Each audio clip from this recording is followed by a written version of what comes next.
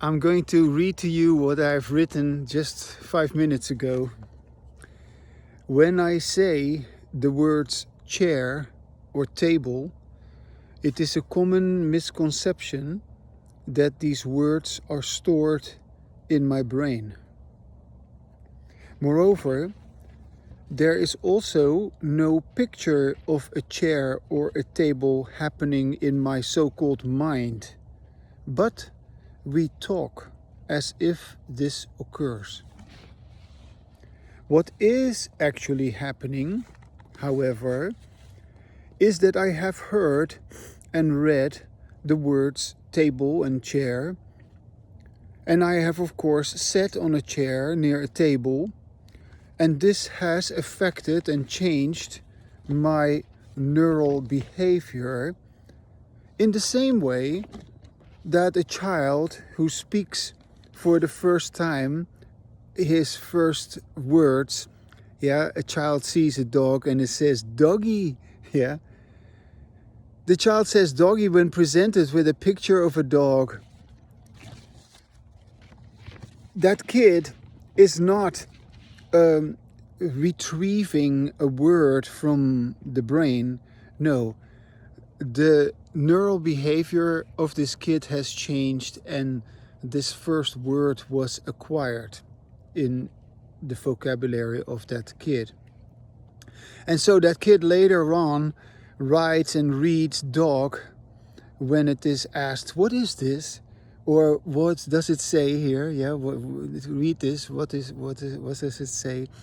In other words, neither the chair nor the table or the word dog ever occur inside of us, although we imagine that they do.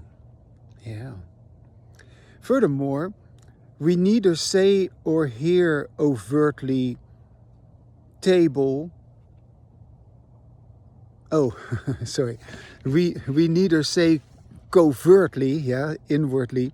We do not say in our mind table, or that's what we believe, right? That when you see a table, you say in your mind, that's a table, that's a chair.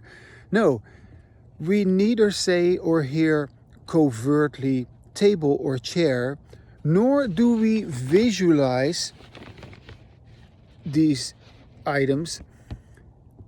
And it is pretty astonishing when you write or say, like I do, with the correct way of using language, which is of course embodied language in which you listen to yourself while you speak. When you write and say what is happening really, instead of what everyone else is writing and saying with incorrect, disembodied language. And then it should be noted, that the disembodied language is of course our ancient, culturally sanctioned group behavior, which has until this very day continued because it is protected and prolonged and by the superstitious notion of inner language.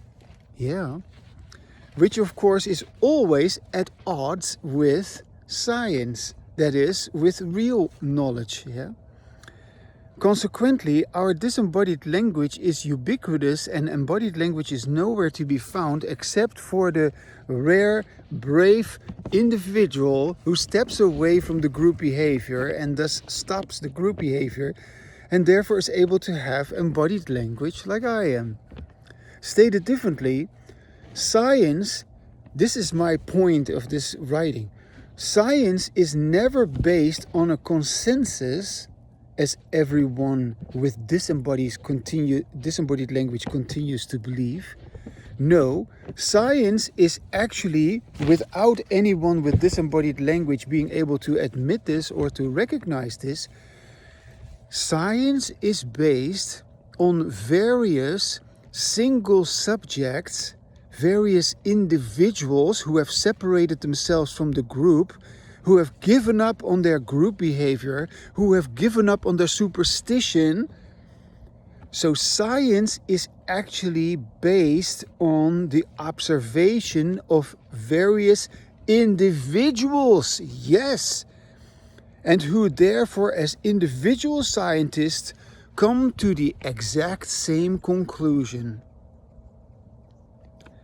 So, and they conclude this because they are dealing only with existing natural phenomena, yeah, which are described without any reference to inner language, yeah, the mini deity,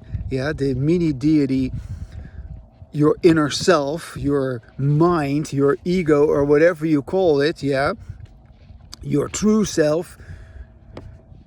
There is no, in science, no reference to your inner self.